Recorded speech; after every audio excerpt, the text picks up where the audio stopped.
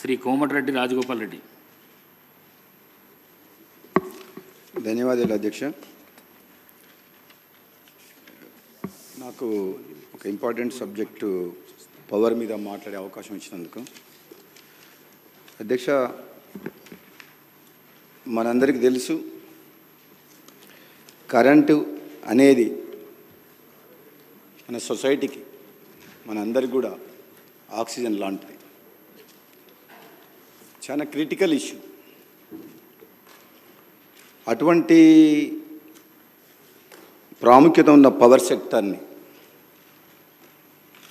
ఏ విధంగా మనము అంటే క్యాజువల్గా తీసుకోకుండా పవర్ సెక్టర్లో ఏదైనా నిర్ణయం తీసుకునేటప్పుడు ఎంతో ఆలోచించి నిర్ణయం చేస్తే తప్పితే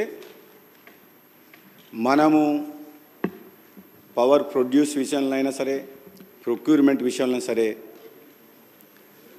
విద్యుత్ సంస్థలు బాధ్యతాయుతంగా చేస్తే సంస్థలు లాభాలు నడుస్తాయి, వినియోగదారులకు కూడా తక్కువ ధరకే మనము కరెంటు సరఫరా చేయొచ్చు. అధ్యక్ష, ముఖ్యంగా నిన్నగాక మొన్న సభలో కూడా దీని మీద చర్చ జరిగింది.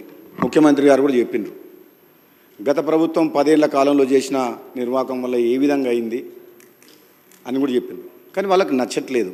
అయినా నేను కాంట్రవర్సీ వాళ్ళని విమర్శించాలని చెప్పేసి నాకు ఆ ఉద్దేశం లేదు. కానీ కొన్ని వాళ్ళు నిర్లక్ష్యంగా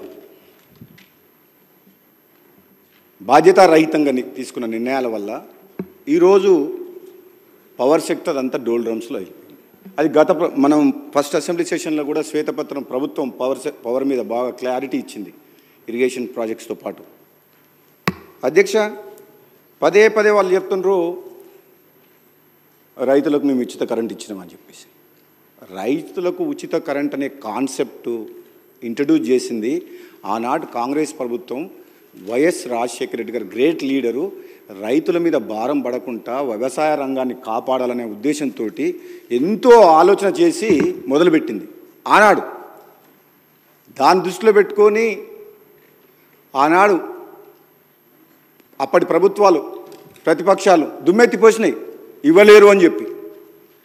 100% రైతులకు ఉచిత కరెంట్ ఇచ్చి ఇది రైతుల పక్షపాత ప్రభుత్వము, ఇది కాంగ్రెస్ పార్టీ రైతుల కోసం పనిచేస్తుందని చెప్పి నిరూపించుకున్న ప్రభుత్వం ఆ రోజు.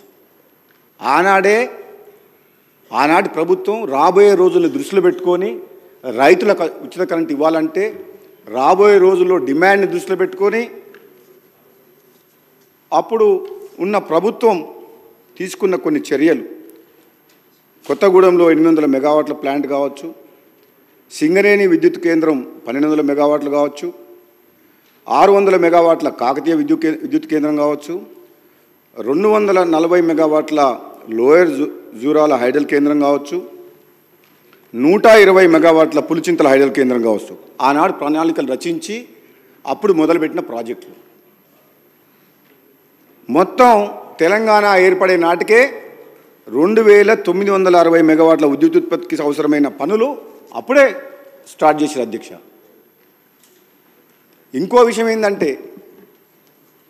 తెలంగాణ ఇచ్చిన కాంగ్రెస్ పార్టీ ఆనాడు యూపీఏ ప్రభుత్వం కూడా ఆంధ్రప్రదేశ్ పునర్విభజన చట్టాన్ని రూపకల్పన చేసినప్పుడు తెలంగాణ ఉద్యమంలో ఆత్మ బలిదానులు చేసుకున్న అమరుల కళను సాకారం చేయాలంటే రాష్ట్రం ఏర్పాటు అయితే, జనాభా నిష్పత్తి ప్రకారం అయితే, ఆస్తుల పంపకం విషయంలో 58.32% ఆంధ్రప్రదేశ్కు, 41.68 తెలంగాణకు, అదే విద్యుత్ ఉత్పత్తి విషయంలో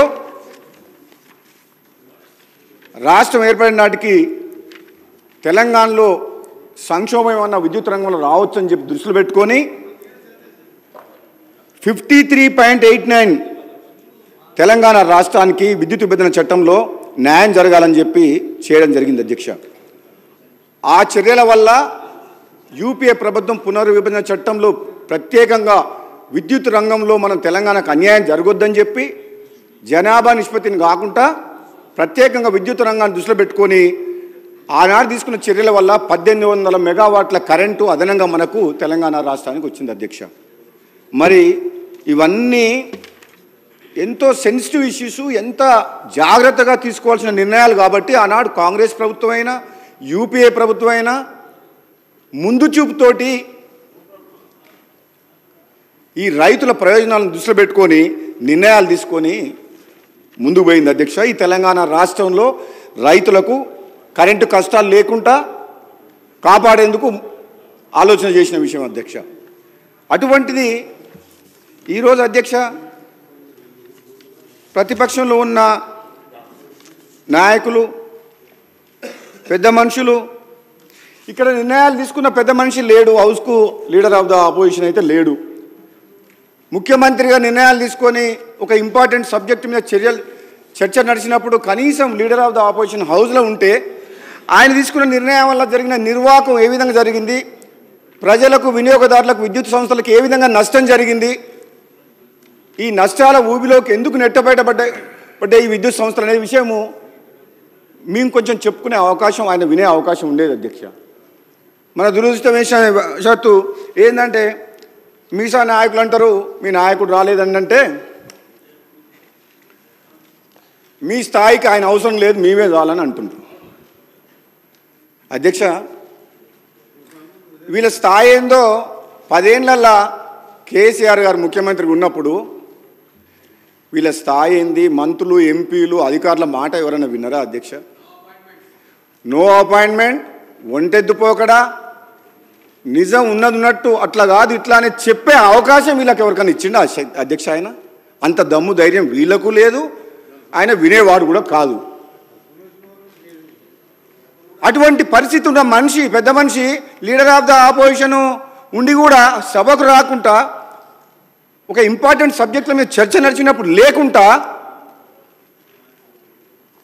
వీళ్ళంటారు మరి లీడర్ ఆఫ్ ద ఆపోజిషన్ ఎందుకు ఉండాలి అధ్యక్ష? మరి అటువంటిప్పుడు ఆయన సభకే రానప్పుడు ఆయన అవసరం లేదని వీళ్ళే అంటుండ్రు. మరి మీరే మీ లోపల ఎవరో ఒకరు సభలో లీడర్గా మీరు ఎల్ఓపి కాండి. ఆయన అవసరం లేనప్పుడు మరి ఇక సభకే వద్దనుకున్నప్పుడు ఆ పొజిషన్లో ఆయన అవసరం ఏముంది? ఉండాలి అధ్యక్ష, రావాలి. ఆయన చేసిన మంచి పనులుంటే ఈ కాంగ్రెస్ ప్రభుత్వం ఈరోజు రైతులు 2004లో ఆశీర్వదించినట్టు మళ్ళీ 2023లో కూడా రైతులు నమ్మకంతో కాంగ్రెస్ పార్టీ మళ్ళీ అధికారంలోకి వస్తే మాకు మా ప్రయోజనాలు మమ్మల్ని కాపాడుతారన్న నమ్మకంతో ఈరోజు రైతులు మాకు అధికారం ఇచ్చిండ్రు. అంటే రైతులకు కాంగ్రెస్ పార్టీ ప్రభుత్వం మీద, కాంగ్రెస్ పార్టీ మీద, రాహుల్ గాంధీ నాయకత్వం మీద, సోనియా గాంధీ గారి నాయకత్వం మీద అంత నమ్మకం ఉంది అధ్యక్ష. వాళ్ళ అధికారంలో మేము వచ్చినప్పుడు మేము ఏం చెప్తున్నాం? మేము తీసుకున్న నిర్ణయాలు ఏంది? మరి మీ 10 ఏళ్ళు మీరు ప్రజల అవకాశం ఇస్తే మేమేమేం పొరపాట్లు చేసిండ్రు? ఒకవేళ పొరపాట్లు చేసిన దాని మీద కూడా ముఖ్యమంత్రి గారు కూడా కమిషన్ ఏర్పాటు చేసిండ్రు. మళ్ళీ సుప్రీంకోర్టు ఇన్వాల్వ్ అయ్యి జడ్జిని, కొత్త జడ్జిని అపాయింట్ చేయమన్నారు. ఎంక్వైరీలు చేస్తున్నాం. కానీ మేము చెప్పే మంచిది ఏదైనా ఉంటే, మీ సూచనలు కూడా మీరు ఏదైనా మంచి చెప్తే మీరు వినండి, ఓపికతోటి సమర్థించండి, సపోర్ట్ చేయండి. యాజ్ ఏ అపోజిషన్గా ప్రజలకు మేలు చేసే విషయంలో, కరెంటు విషయంలో, ఇటు విద్యుత్ అనేది డొమెస్టిక్ కావచ్చు, ఇండస్ట్రియల్ కావచ్చు, కమర్షియల్ కావచ్చు, అగ్రికల్చర్ కావచ్చు, 4 సెక్టార్లను కాపాడాల్సిన బాధ్యత ఈ ప్రభుత్వం మీద ఉంది.